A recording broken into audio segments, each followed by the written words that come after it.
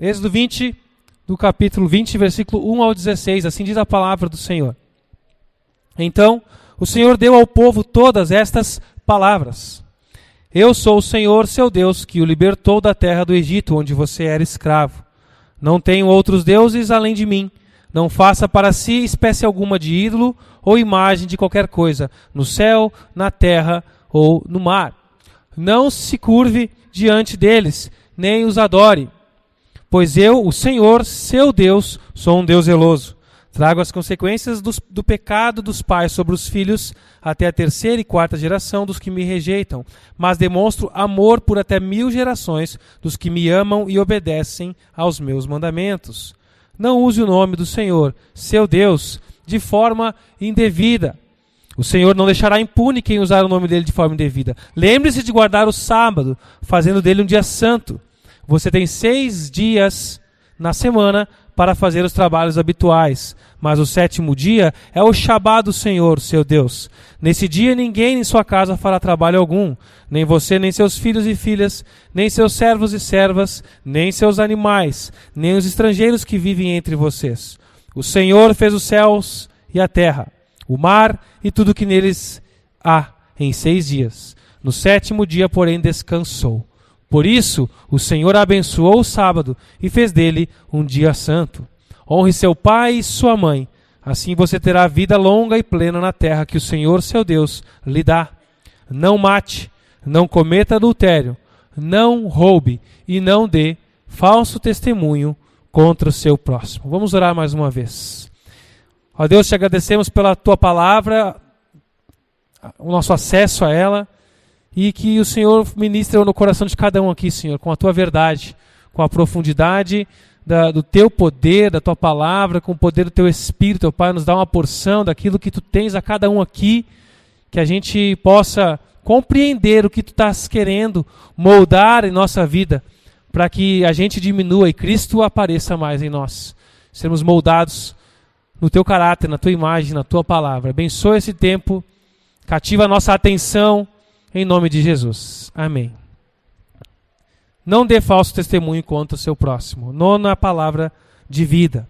Talvez todos aqui já sentiram o peso de uma mentira dita contra você. De pessoas acreditarem, de você sofrer consequências por uma mentira total ou de algo deturpado que está sendo dito sobre você e você sofre com isso. Talvez você esteja passando por algo assim.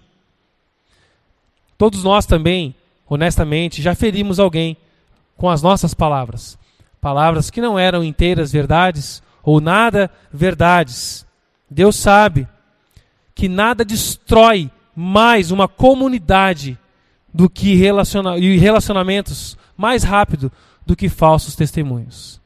Nada que destrua, dilua relacionamentos do que falsos testemunhos.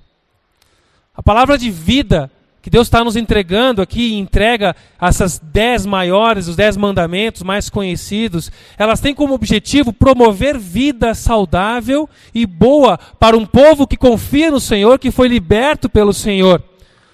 Para que esse povo tenha bons relacionamentos saudáveis. A 9ª palavra de vida, muitas vezes, ela é entendida e resumida como não minta. Eu até brinquei que o Isaac aprendeu os 10 mandamentos com as crianças ali, ele dizia, o 9º é o não mentirarás, que vai falando o outro, né, não roubarás, não furtarás, não matarás, não mentirarás. Ok, faz sentido, o falso testemunho é uma mentira.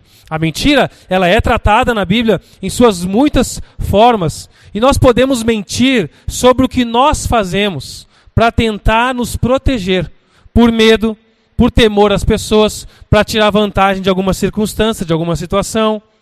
Mentir sobre as nossas intenções.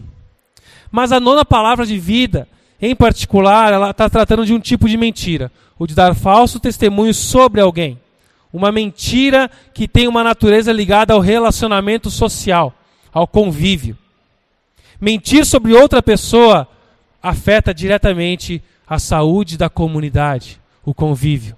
Isso é letal para os relacionamentos. A tradução literal do texto hebraico fala exatamente sobre falso testemunho, um testemunho mentiroso sobre alguém que comparece diante de um júri, de julgamento, para testemunhar contra o seu próximo. É uma linguagem mesmo formal, jurídica, de que porque naquela época era assim, no mundo antigo, as testemunhas dos júris eram decisivas. 2 ou 3 testemunhas poderiam decidir sobre o destino final de alguém. E que muitas das penas eram penas capitais. Então, se 2, 3 pessoas dessem um falso testemunho corroborando para uma circunstância contra alguém, aquela pessoa seria morta por esse testemunho. Hoje nós temos muitos outros recursos para nos ajudar, como testemunho num caso, numa situação. Mas ainda temos o testemunho verbal, que conta muito para a interpretação do júri, das circunstâncias e as defesas. Mas enfim, tanto que se era uma pena capital, uma pena de morte para o réu, os primeiros a darem as pedradas, a executar a sentença, eram as testemunhas. Porque se eles estivessem mentindo, ia correr sobre eles o sangue daquela pessoa. Eles iam incorrer também, né, sobre assassinato, além da mentira. Mas mentir em depoimento significava colocar em risco a vida de uma pessoa em julgamento. É assim que é essa linguagem aqui. E nós vemos casos de mentira na Bíblia, do começo ao fim. O pecado entrou no mundo pela mentira da serpente. E uma mentira atrás da outra nós vemos destruição sobre a face da terra. Para entender o poder de uma falsa testemunha, como ela é destrutiva num relacionamento, numa vida, vamos lembrar de um caso de Nabote. Nabote era um homem que tinha uma vinha, um terreno, uma parreirinha bonita, ao lado do palácio, bem valorizada, ao lado do palácio do rei Acabe. O rei Acabe, um rei ruim, que era casado com a Jezabel. Essa vocês vão lembrar, né? Então, Acabe casado com Jezabel. E ele queria aquela vinha. Olha que legal aquela vinha, eu quero aquela terra. Ele foi lá e ofereceu para comprar, e ofereceu muitas outras coisas para ele. Ele, não, eu não quero vender, porque é da minha família, eu não quero me desapegar daquilo que eu tenho um apego, não tem um valor para mim, não quero vender. Ok, o rei voltou para casa triste, e a rainha foi lá agradar o rei, porque tu tá triste, tu é o rei. Né, tu pode fazer alguma coisa. Então ela armou um plano, pagou umas testemunhas para dizerem que Nabote deu um mau testemunho falando mal de Deus e do rei. E essas testemunhas, elas verificaram isso, é verdade, eu vi isso ele fazendo de uma outra, eu também vi. E aí esse cara foi apedrejado, morto, e o rei e a rainha puderam se apossar da vinha desse homem. Assim também, como quando eles chegaram lá para ver a terra, já estava o profeta de Deus lá, falando para eles como seria a morte deles. Esses cruéis governadores do povo de Deus tiveram uma morte muito esdrúxula mesmo, e nojenta, e pagaram ali, né, tiveram a sua humilhação também por causa dos seus pecados, da terrível morte deles. Então Jesus também foi acusado por testemunhas mentirosas, que distorceram as palavras de Jesus e mentiram contra ele. Estevão, o primeiro mártir da igreja, lá em Atos 6, ele foi apedrejado por falso testemunho. Pessoas estavam falando que ele fez coisas que ele não fez, que ele falou coisas que não falou. Falso testemunho mata e continua matando. O falso testemunho mata e continua matando. O mandamento não diz respeito somente a questões jurídicas. Assim como todas as outras palavras de vida que nós temos visto, a extensão disso, essa palavra lida com todo tipo de mentira ou palavras nossas que possam ferir a reputação do nosso próximo, seja pronunciada em público ou em privado. O falso testemunho mata e continua matando. Matando reputação, matando confiança, matando lares, matando amizades, tirando vida, tirando da vida. Ou seja, essa palavra tem a ver com o controle do nosso falar. Refere-se à maneira como nós falamos do nosso próximo e a respeito dele.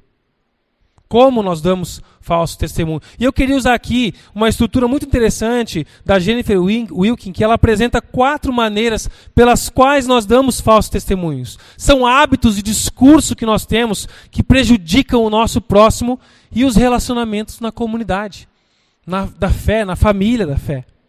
O primeiro é a maledicência. Maledicência é falar mal, é a zombaria, a chacota, a zoeira excessiva em relação a alguém, a humilhação. Isso aqui vai acarretar naqueles parentes bem próximos, que é a fofoca e a calúnia. Jesus, quando ele explicou sobre o assassinato, nós vimos não matarás, e ele vai lá em Mateus 5, e ele fala também, ele inclui como assassinato o desprezo verbal. Racá, lembram? Aquele que diz idiota, racá para o seu irmão, esse está cometendo assassinato. O falar de alguém com maldade. Quando a gente inventa algo, ou aumentamos, ou distorcemos e prejudicamos alguma pessoa, atingimos a reputação dela, a boa estima que talvez ela possa ter com outras pessoas. E com a comunicação digital, esse pecado ganhou mais velocidade, né? A gente ficou mais ousado em comentários irônicos. Parece que estar de trás de uma tela, diante de um teclado, me dá ousadia e coragem para escrever aquilo que eu não consigo falar no olho. E a gente vê cada coisa, mas nem parece que é a mesma pessoa, às vezes fisicamente presente, ou que escreve algumas coisas ali. Até o ChatGPT está ensinando as pessoas a escrever algumas injúrias aí, de tanto ofensivas. Porque é incrível mesmo, né? O quanto as mensagens maldosas, comentários irônicos. Eu já li mensagens que eu fiquei abismado. Eu não acredito que a pessoa escreveu isso. Parece que essa falta de interação de olho no olho potencializa a nossa covardia, ousadia e negligência com as palavras, nos levando a escrever coisas indevidas sobre pessoas e para pessoas. Mas as redes sociais, um chat digital, é um veículo diferente para o mesmo pecado antigo. Para um pecado antigo. A desmoralização do próximo. Maldizemos com sarcasmo, maldizemos com risadinhas, maldizemos com um pedido de oração cuidadosamente elaborado para camuflar aquilo que eu quero falar do outro. Tu sabia da Isa, Jonathan? Quero compartilhar contigo para a gente orar por ela. Uma coisa assim, e aí vai, enquanto uma situação... E a gente vai usando de ferramentas para, no fundo, denegrir pessoas. Muitas vezes na raiz da maledicência, sabe o que está? A falta de identidade. A falta de segurança de quem você é e do valor que você tem. E aí o que a gente faz? A gente tenta diminuir o valor dos outros. Porque ao diminuir o valor dos outros, parece que o meu é maior. Ao diminuir o André, eu me sinto melhor. Então a gente tem isso na essência, essa falta de segurança, identidade em quem eu sou e uma necessidade de diminuir os outros. É isso que está por trás da maledicência. Diminuímos para aumentar o nosso valor. Mas quem é que na Bíblia ama maldizer? Satanás, o pai da mentira, o acusador dos irmãos. Quando nós, que cremos em Jesus, que adoramos e cantamos ao Senhor aqui com o coração aberto, quando nós que somos filhos da verdade, agimos com falsidade, com maldade na nossa fala, nós nos parecemos mais como filhos do diabo do que como os filhos de Deus. Tiago capítulo 3, versículo 9 e 10 nos diz que às vezes louva o Senhor e Pai, e às vezes amaldiçoa aqueles que Deus criou à sua imagem. E assim, bênção e maldição saem da mesma boca. Meus irmãos, isso não está certo. Na minha linguagem NVT, né? Não tome lugar na mesa dos filhos do diabo. Não tome lugar na mesa dos maldizentes, na roda dos escarnecedores. Ao invés de diminuir os outros com a sua fala, procure edificar. E se você não sabe o que dizer a respeito de alguém, fique em silêncio. Recorra à sabedoria que há no silêncio. Não fale nada. A segunda forma da gente dar falso testemunho, também damos falso testemunho quando a gente bajula alguém. Quando elogiamos, bajulamos alguém com o intuito de persuadir, de manipular alguém ou alguma circunstância. Enquanto a maledicência prejudica ao destruir a imagem de alguém, a bajulação prejudica ao elevar a pessoa para além da verdade. Para atiçar nela orgulho e vaidade. Enquanto a sua intenção é manipular circunstâncias. Manipulação mascarada de elogio, usada para garantir algum benefício. Um funcionário que elogia o chefe só para ganhar alguma vantagem, uma moral, e vive puxando o saco, achando que ninguém percebe aquela tolice, aquela estupidez. Um próprio chefe que também elogia o funcionário para fazer um agradinho e manter ele bem, produtivo, porque a gente tem que manter as pessoas motivadas, alguma coisa eu vou ter que falar lá e um agradinho. Alguém que elogia um amigo ou uma amiga só para ser aceito naquele grupo. olhando assim por cima, um elogio verdadeiro, mas carregado de veneno e desprezo pela pessoa. Porque você, de fato, nem você acredita naquilo que está falando. O interesse não está no que você fala para ela, em agradar a ela, mas no que ela pode oferecer a você. Quem é o pai da bajulação? Satanás. Ele é sutil, ele é eloquente na sua fala. Gênesis 3 nos diz que ele é astuto, sagaz, e nós somos enredados com elogios e bajulação deste mundo. Até mesmo dentro de muitas igrejas. A gente é bajulado pela palavra que nos conforta para nos manter enredado e cegos quanto à verdade espiritual, à verdade do Evangelho. A bajulação nos atrai para alianças perigosas, irmãos, para compromissos, para caminhos perigosos, cruéis, que nos afastam de Deus. E junto ao mundo nós vamos desenvolvendo esse hábito diabólico de manipular circunstâncias e pessoas com agrados, com falso testemunho. As nossas palavras precisam ser edificantes e verdadeiras e precisas. Quando elogiamos exageradamente os outros, nós estamos provocando ele a fazer uma aliança com o orgulho. Precisamos ter cuidado. O amor cristão não bajula os outros para manipular. O elogio oferecido corretamente a alguém é para inspirar humildade, confiança, encorajamento. Elogios verdadeiros precisam ser encorajadores. Esses elogios, palavras verdadeiras, é que cumprem a 9ª palavra de vida. A terceira forma da gente dar falso testemunho é o silêncio, que eu mencionei antes, mas de outro sentido. A Bíblia tem um cuidado de apresentar o silêncio como sabedoria, como eu disse. Provérbios diz isso. Provérbios 17, 27 e 28 diz o seguinte: quem é verdadeiramente sábio usa poucas palavras. Quem tem entendimento controla suas emoções. Até o insensato se passa por sábio quando fica calado. De boca fechada até parece inteligente. Gente, aprenda alguma coisa hoje.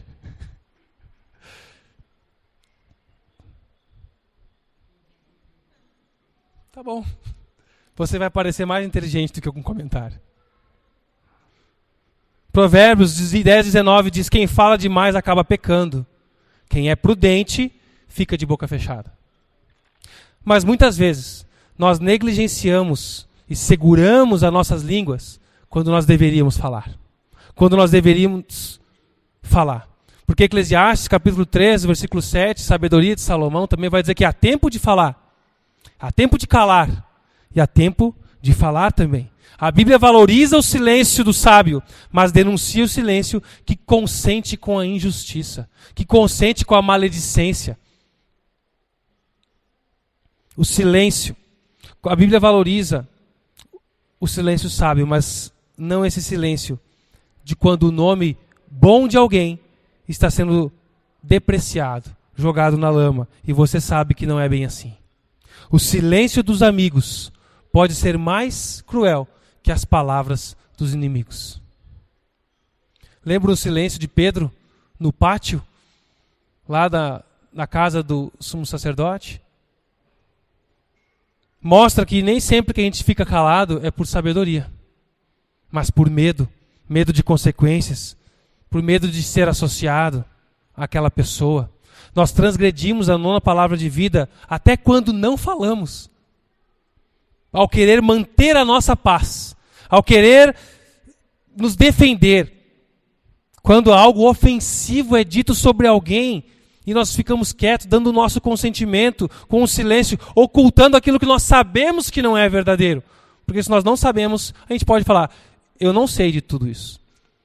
Isso é você está falando. Eu não tenho conhecimento de todos os fatos para chegar à mesma conclusão que você. Ou se você tem, você pode falar com sabedoria. O silêncio pecaminoso é sutil e pode não ser percebido por ruim por quem está ali em silêncio.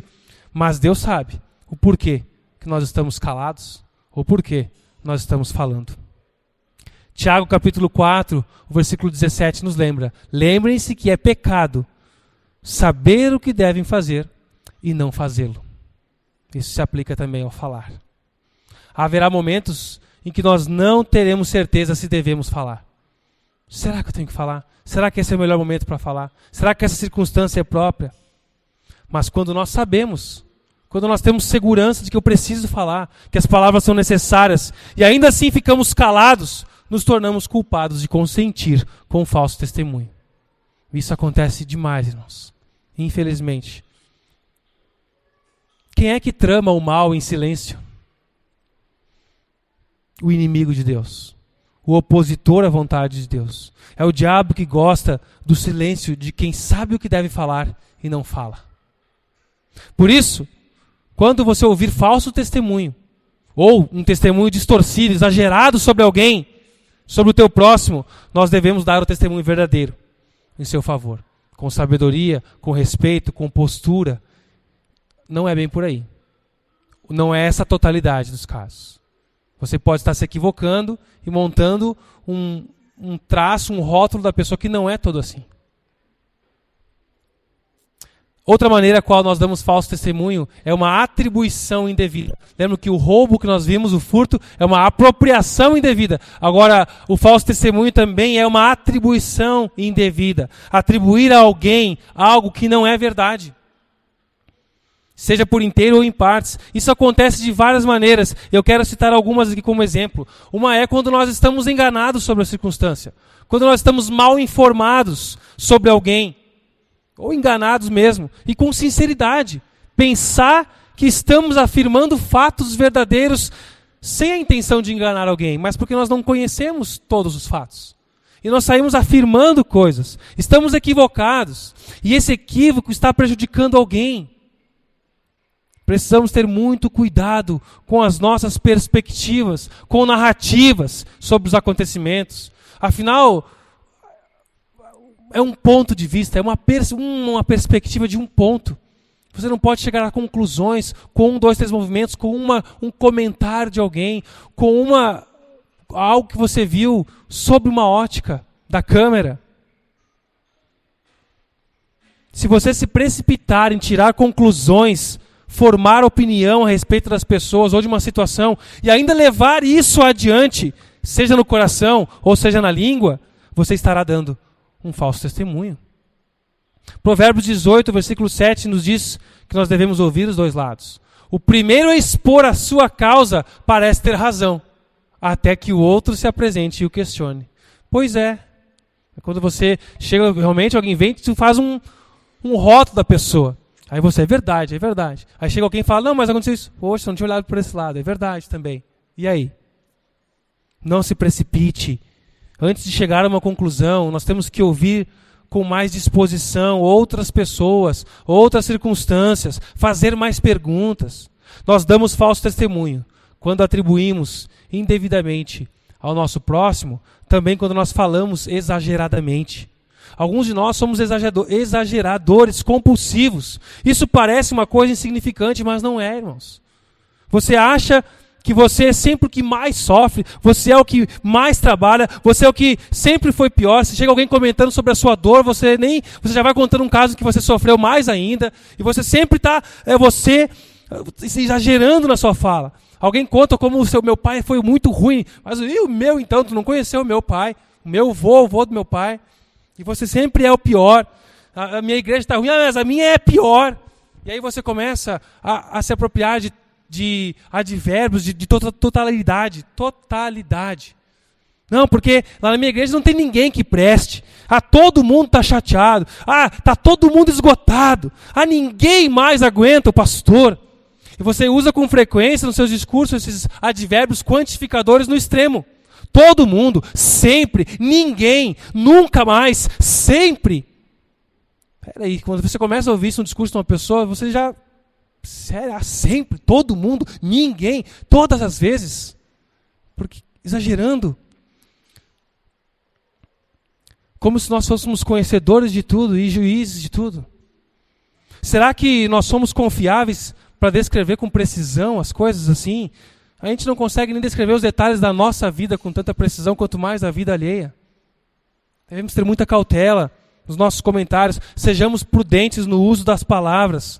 Cuidado com os exageros das suas impressões. Você viu de um jeito.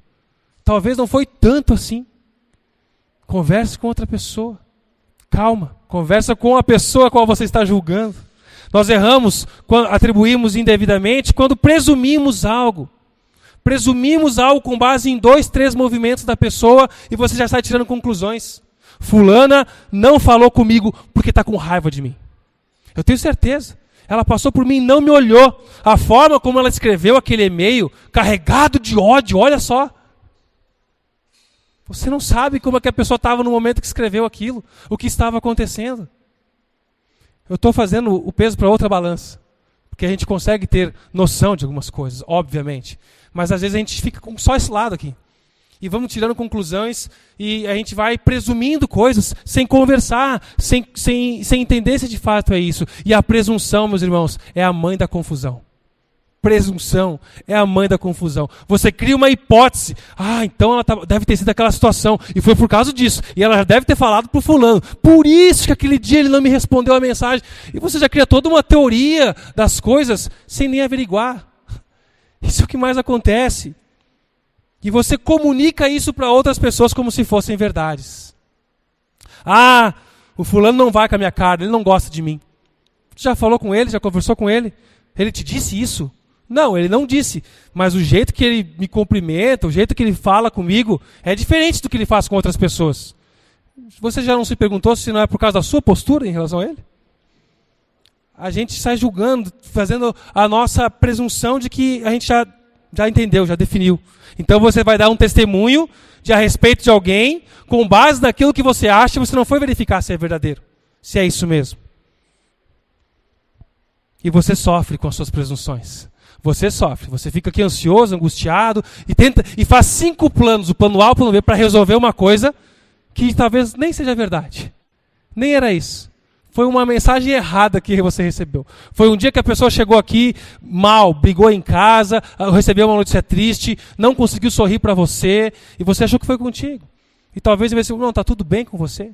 Procurar entender. Às vezes eu percebo que é comigo, porque não, você não fechou a cara para mim e sorriu com o outro. Ter sabedoria, pedir ajuda de alguém para conversar.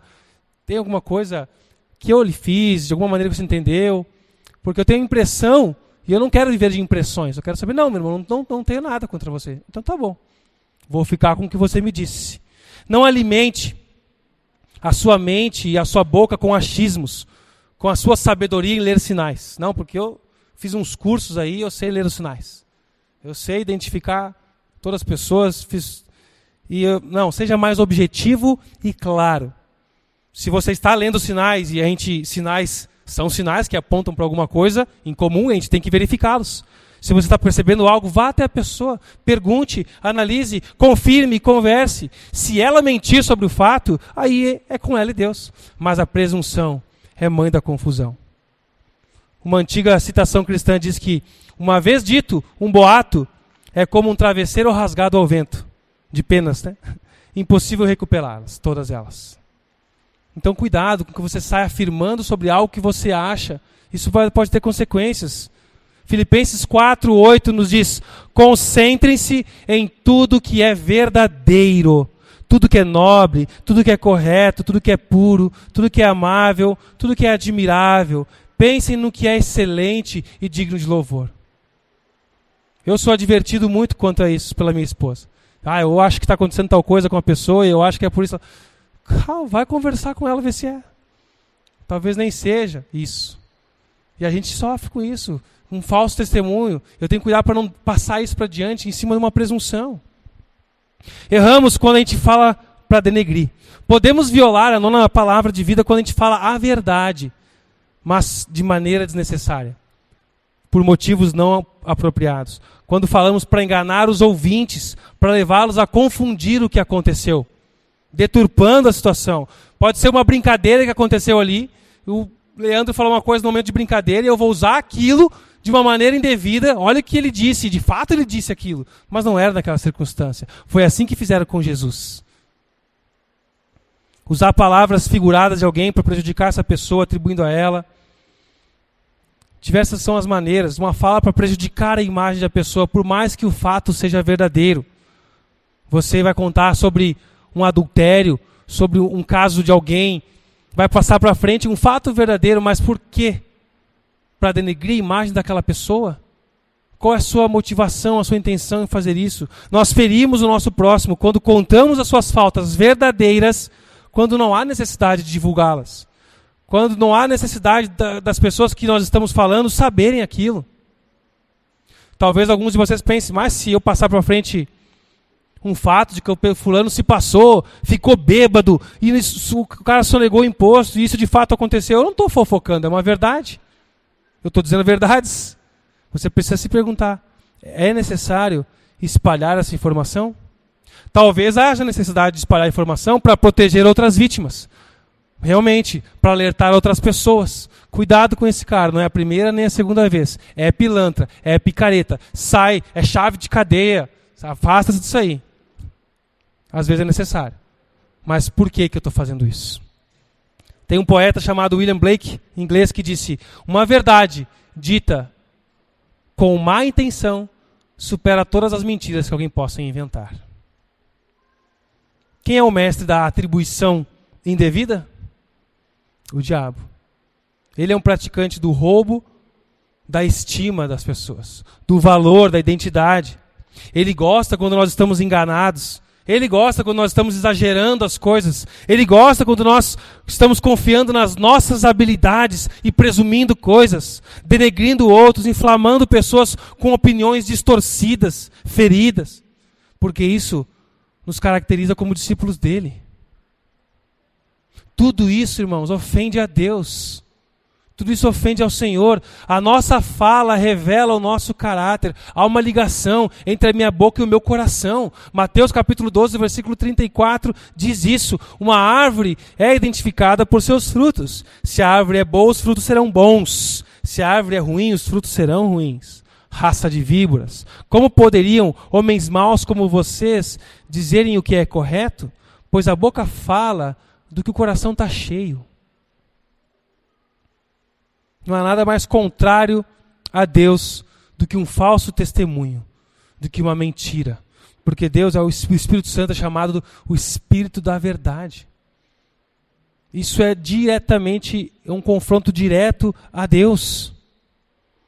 O falso testemunho é uma ofensa direta ao caráter de Deus, porque o Espírito de Deus é o Espírito da verdade. O que fazer então? A nona palavra de vida promove a verdade.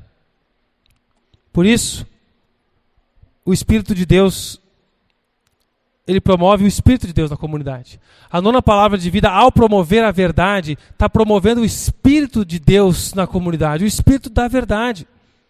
Nós devemos fazer o que estiver ao nosso alcance para proteger o bom nome do nosso próximo, do nosso irmão.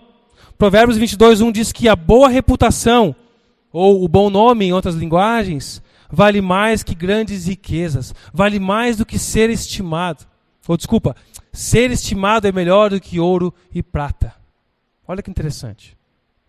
Sobre isso alguém um dia disse que quase todos nós podemos nos recuperar de qualquer catástrofe material.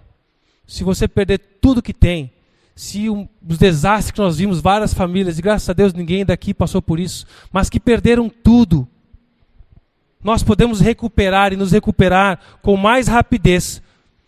Se a gente perder nossa casa, se a gente perder nosso carro, se você perder suas economias, se você passar por uma tragédia de saúde, você pode se recuperar mais rapidamente do que se você perder sua reputação. Se você perder seus bens materiais, as pessoas vão te ajudar. Pessoas vão estender a mão, vão te dar oportunidades, vão abrir portas para vocês, emprego, mão de obra, doações. Mas se você perder o seu bom nome, a sua reputação, as pessoas vão se afastar.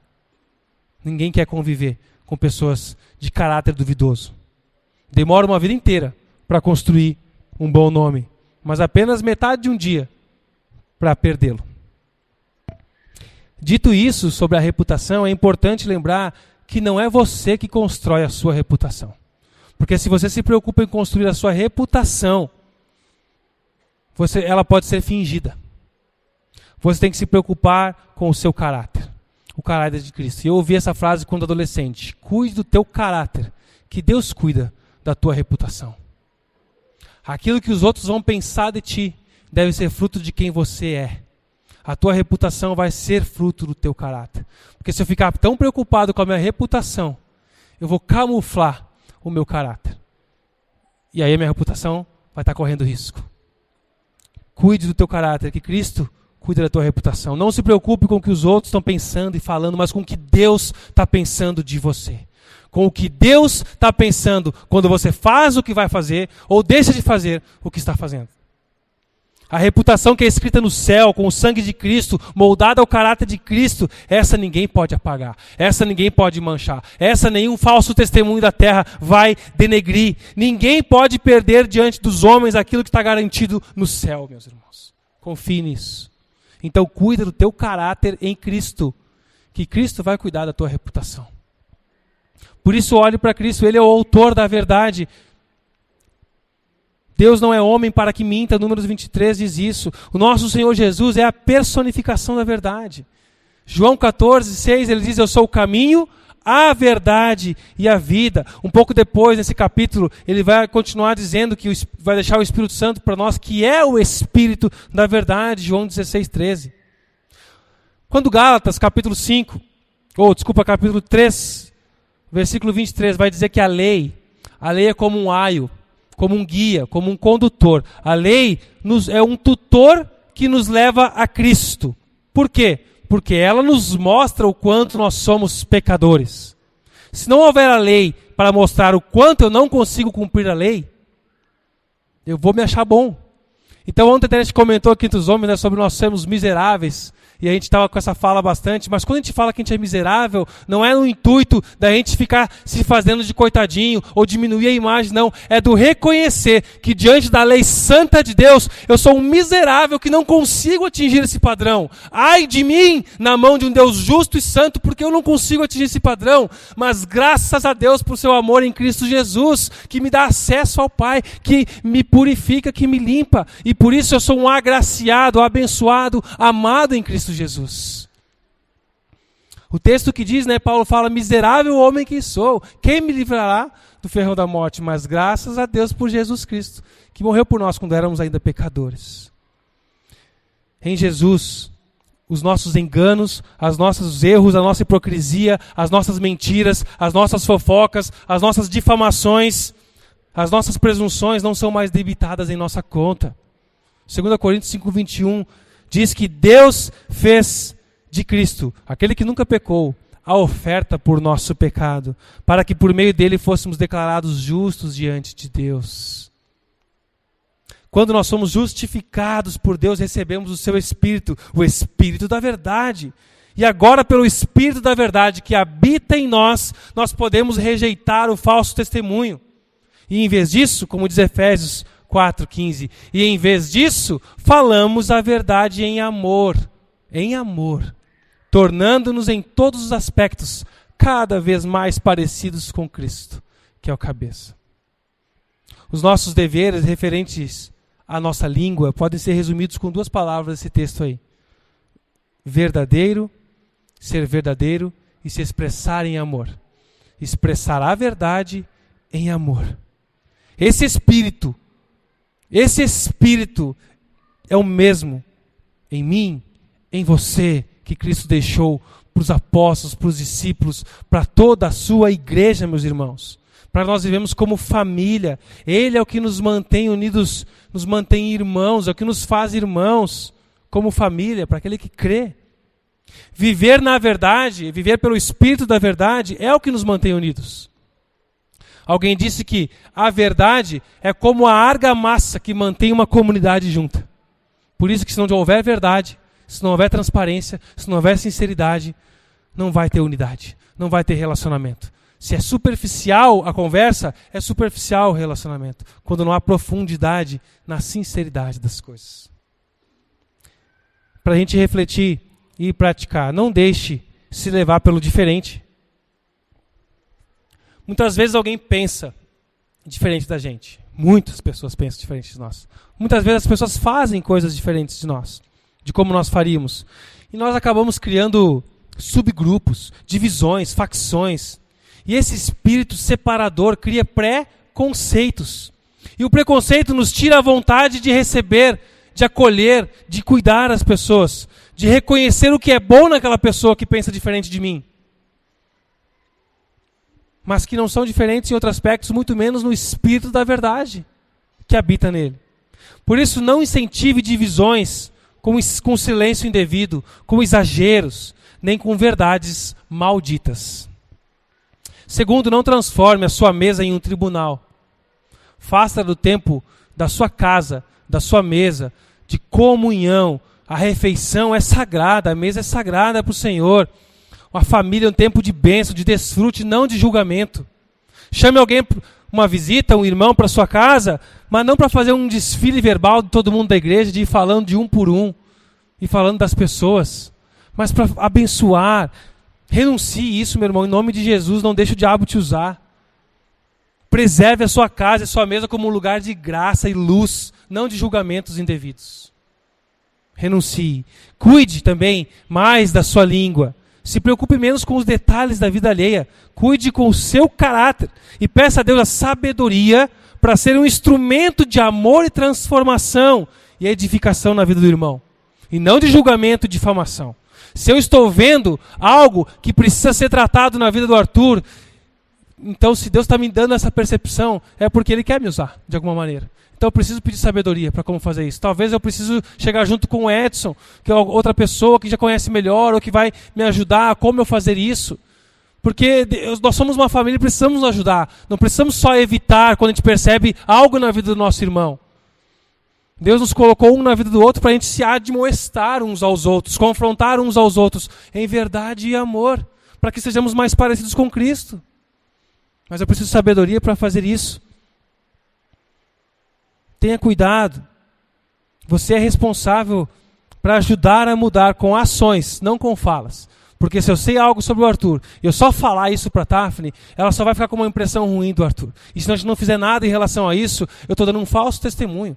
Eu estou difamando, eu estou piorando uma imagem de um irmão a partir de uma perspectiva de algo que eu não fui verificar o porquê aquilo está acontecendo. Também lembre-se da sua própria pecaminosidade. Em vez de estar tão pronto para ver o cisco no olho do seu irmão, leve em conta a trave que está no teu.